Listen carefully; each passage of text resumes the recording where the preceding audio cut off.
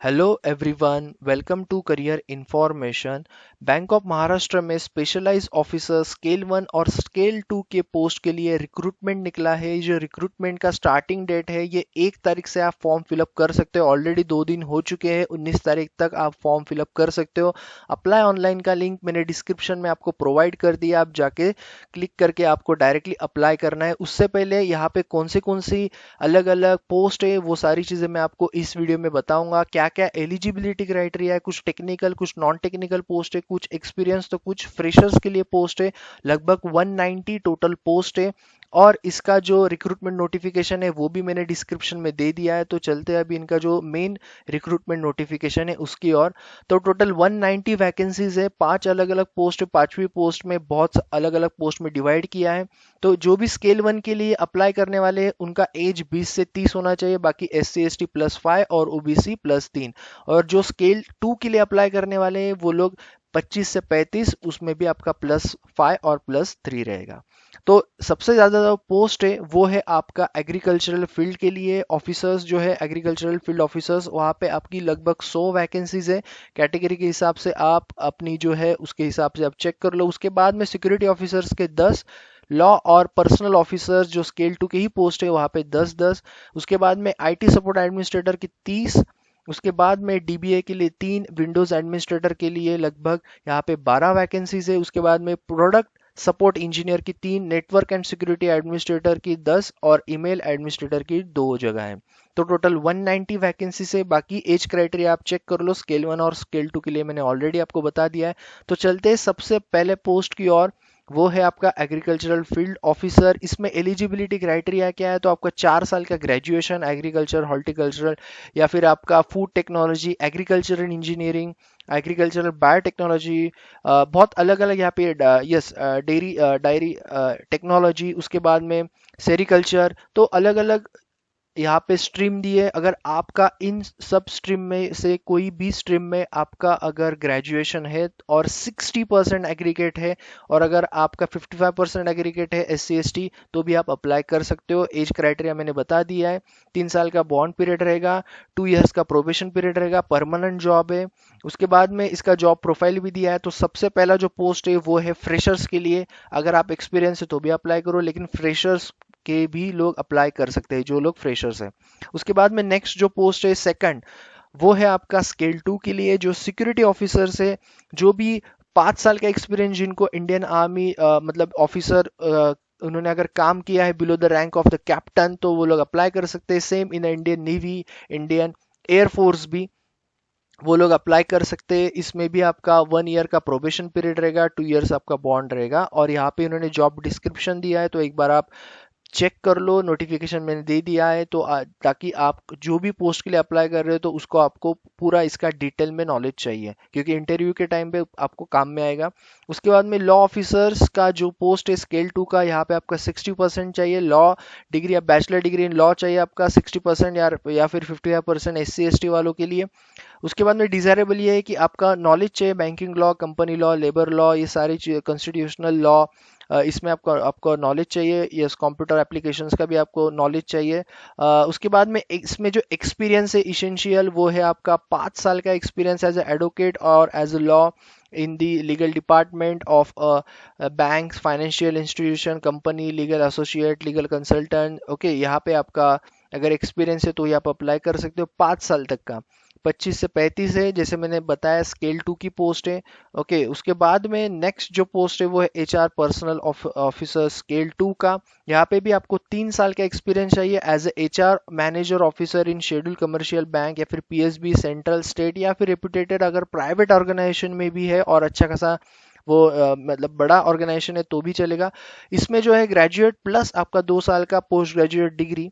और यहाँ पे डिस्टेंस अगर किसी का होगा एजुकेशन तो नहीं चलेगा। और 2 years full time post graduate diploma in PM, personnel management, industrial relation, HR HRD, social work, labour law, इन सारे इसमें अगर आपका होगा तो 60% है, तो आप एलिजिबल हो, प्लस आपका 3 साल का एक्सपीरियंस। तो बेसिकली स्केल 2 के लिए आपको एक्सपीरियंस चाहिए, स्केल 1 आप फ्रेशर हो, अप्लाई कर सकते हो। उसके बाद में जो स्केल 1 की सपोर्ट एडमिनिस्ट्रेटिव की पोस्ट है, यहाँ पे आपको एक्सपीरियंस नहीं लगेगा। अगर 30 वैकेंसी है, B BTech computer science, electronics and communication, MCA, MSc में अगर आपका हुआ है और आपके अगर 55% एग्रीगेट है ऑल सेमेस्टर और 50% जो SC ST वालों के लिए, तो यहाँ पे 5% कम है। ओके, इसमें भी आपका एक्सपीरियंस जो है 1 ईयर। ओके, यहाँ पे एक्सपीरियंस मांगा है। ओके, फ्रेशर नहीं है, तो मिनिमम 1 ईयर एक्सपीरियंस आपका IT सपोर्ट में चाहिए। उसके बाद में 3 ईयर्स आपका बॉन्ड रहेगा। 20 से 30 साल तक का आपका एज होना चाहिए। डेटा बेस एडमिनिस्ट्रेटर स्केल 2 की जो पोस्ट है, 3 वैकेंसीज है, B BTech computer science, electronics and communication, MCA same यहाँ पे एलिजिबिलिटी क्राइटेरिया। एक्सपीरियंस आपका 3 साल का चाहिए। स्केल 2 की पोस्ट है in oracle database administration, MSSQL database administration, बाद में database operation preferable in the banking projects, तो यस ये सारी चीज़ें। उसके बाद में सर्टिफिकेशन जो है वो है माइक्रोसॉफ्ट सर्टिफाइड प्रोफेशनल MCP इन SQL सर्वर 7.0 और ओरेकल सर्टिफिकेशन आपका चाहिए। ओके, उसके बाद में नेक्स्ट जो है विंडोज एडमिनिस्ट्रेटर स्केल 2 का पोस्ट। यहाँ पे भी 3 साल का एक्सपीरियंस। अगर आपने बैंकिंग प्रोजेक्ट्स में सर्वर एडमिनिस्ट्रेशन या फिर सिस्टम एडमिनिस्ट्रेशन में काम किया है तो आपको यहाँ पे प्रेफर करेंगे। इंटरव्यू के टाइम पे आपको वो लोग बेनिफिट देंगे। उसके बाद में बी बीटेक सेम आपका electronics and communication computer science में होगा, तो आप एलिजिबल हो। इसमें भी आपके सर्टिफिकेशन MCA से रेड हैट, VMware या फिर विंडोज में आपका चाहिए। उसके बाद में नेक्स्ट जो पोस्ट है वो है आपका प्रोडक्ट सपोर्ट इंजीनियर। इसमें स्केल 2 का पोस्ट है। इसमें 3 साल का एक्सपीरियंस यूनिक्स ओरेकल डेटाबेस में आपका चाहिए। प्रेफरली अगर आपका बैंकिंग में होगा तो अच्छा है, बाकी एजुकेशन तो सेम है इसमें qualification. Certification Unix AIX based server systems, certification in AIX based system will be prefer. उसके बाद में नेटवर्क एंड सिक्योरिटी एडमिनिस्ट्रेटर की जो स्केल 2 की पोस्ट है, 3 साल का एक्सपीरियंस बैंकिंग प्रोजेक्ट्स में, सेम इसका भी एजुकेशनल क्राइटेरिया है। ओके, उसके बाद में टोटल जो पोस्ट है वो 10 है उसमें। उसके बाद में जो आखिरी जो पोस्ट है ईमेल एडमिनिस्ट्रेटर की, वहाँ पे 2 पोस्ट है। यहाँ पे आपका 3 साल का एक्सपीरियंस चाहिए ईमेल सर्वर एडमिनिस्ट्रेशन का। बाकी एजुकेशन आपका बैकग्राउंड सेम होना चाहिए। ओके, उसके बाद में यस 2 साल का। और डिजायरेबल क्या है कि knowledge of email server in the expertise environment. Okay, उसके बाद में ये रहा आपका टोटल एलिजिबिलिटी क्राइटेरिया। तो आप एक बार देख लो कि आप कौन से पोस्ट के लिए एलिजिबल हो। ओके, उसके बाद में नेक्स्ट जो इंपॉर्टेंट चीज़ है कि आपका जो परसेंटेज है, कहीं पे 55 मांगा है तो कहीं पे 60, तो वो उतना ही होना चाहिए। अगर उससे कम है तो आप एलिजिबल नहीं हो। In case any candidate complete the diploma course and if get the second year direct admission in this degree course by getting exemption of few semesters years, then only this semester and year marks would be considered in the part of the bachelor degree. अगर कोई engineering का specifically जो direct second year में जाता है तो उसको 6 semester मिलते हैं, तो उसका 6 सेमेस्टर का ही एग्रीगेट पकड़ा जाएगा, ना कि डिप्लोमा वगैरह का इसका पकड़ा जाएगा। ओके, तो ये चीज़ उन्होंने यहाँ पे क्लियर कर दी है। Application for multiple post by a single candidate shall be treated as invalid and cancel. तो आप एक ही पोस्ट, क्योंकि जो अभी लास्ट के जो पोस्ट बने बताए उसमें बहुत सारे अलग अलग पोस्ट के लिए एक ही क्वालिफिकेशन था, स्किल्स अलग थे। तो आप ध्यान से एक ही पोस्ट के लिए आप अप्लाई कर सकते हो। आप अगर आप मल्टीपल पोस्ट के लिए करते हो तो आपका इनवैलिड पकड़ा जाएगा, cancelled. Okay, cut off date जो रहेगा एलिजिबिलिटी क्राइटेरिया अदर डिटेल्स वो है 31/3/2021। Okay, before applying candidates are request to ensure that they fulfil the criteria. मतलब 31 मार्च से पहले उनका सारा क्राइटेरिया एक्सपीरियंस मोस्टली ओके होना चाहिए। रिलैक्सेशन तो खैर मैंने ऑलरेडी बता दिया आपको और सबको पता ही है। उसके बाद में इसमें ओके 2 लाख वगैरह वो बॉन्ड रहेगा, बॉन्ड वैल्यू। उसके बाद में आपका स्केल पे स्केल कितना रहेगा, स्केल 1 और स्केल 2 के हिसाब से आपका पे कितना रहेगा। प्रोबेशन पीरियड जैसे मैंने बताया स्केल 1 के लिए 24 2 साल का है और स्केल 2 के लिए 12 मतलब 1 साल का है। उसके बाद में यस इंडियन नेशनल ओके जो भी सिटीजनशिप होना चाहिए वो तो खैर पता है। उसके बाद में सिलेक्शन प्रोसीजर, यस ये सबसे इम्पॉर्टेंट चीज़ है। आपका जब एग्ज़ाम हो जाएगा, इसमें जो आपका एग्जामिनेशन होने वाला है, उसके बाद में इंटरव्यू के लिए 1/4 रेशो से आपको 1/4 रेशो से आपको इंटरव्यू में बुलाया जाएगा, जो भी आप पोस्ट के लिए अप्लाई कर रहे हो। तो उसके हिसाब से वो लोग शॉर्टलिस्ट करेंगे। ऑनलाइन एग्जाम के बाद की बात कर रहा हूँ मैं। और जब आपका फाइनल सिलेक्शन होगा तो ऐसा नहीं है कि आपका पूरा इंटरव्यू बेस रहेगा। आपका 60/40 जो रहेगा वो 60 आपका जो रहेगा वो ऑनलाइन एग्जाम को होगा, 40 आपका इंटरव्यू को होगा। Okay, so interview and final selection will be 50% for UR या फिर ईडब्ल्यूएस और 45 आपका रहेगा एससी एसटी ओबीसी पीडब्ल्यूडी। तो इम्पॉर्टेंट ये है कि आपको अगर सिलेक्ट होना है तो प्रिपेयर आपको ऑनलाइन एग्जाम से ही अच्छे से करना है ताकि आपको इंटरव्यू में उसका हेल्प हो। ओके, तो यस, उसके बाद में इसका जो पैटर्न कैसा होने वाला है वो मैं बताता हूँ। एग्जाम पैटर्न बहुत मतलब ज़्यादा कॉम्प्लिकेटेड है नहीं। प्रोफेशनल नॉलेज का पेपर होगा। ओके, 50 क्वेश्चंस रहेंगे 100 मार्क्स के लिए, 60 मिनट्स, 1 घंटे में। और सबसे इंपॉर्टेंट चीज, no negative marking in online exam. कोई भी निगेटिव मार्किंग नहीं है, बहुत कम होता है ये ऐसा बैंकिंग सेक्टर्स में।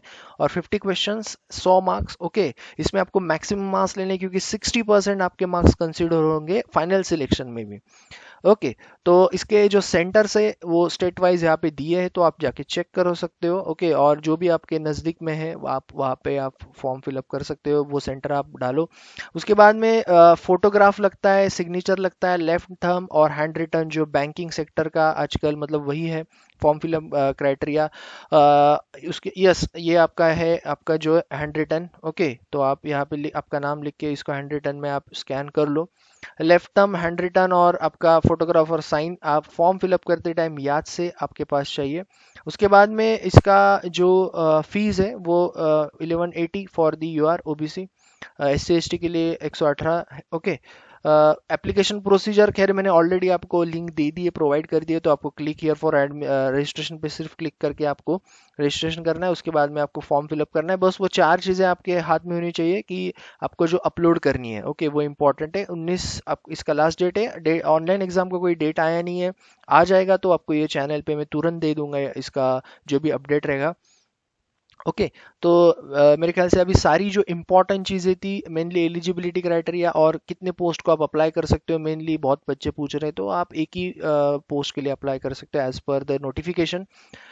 ओके, तो यस, ये सारी चीज़ें थी इंपॉर्टेंट जो मैंने आपको बता दी है। बाकी जो भी नोटिफिकेशन आएंगे गवर्नमेंट या फिर प्राइवेट सेक्टर्स के, आपको ये चैनल पे टोटल मिल जाएगा। इसका जो लिंक है नोटिफिकेशन का मैंने आपको दे दिया है डिस्क्रिप्शन में, आप जाके चेक कर सकते हो।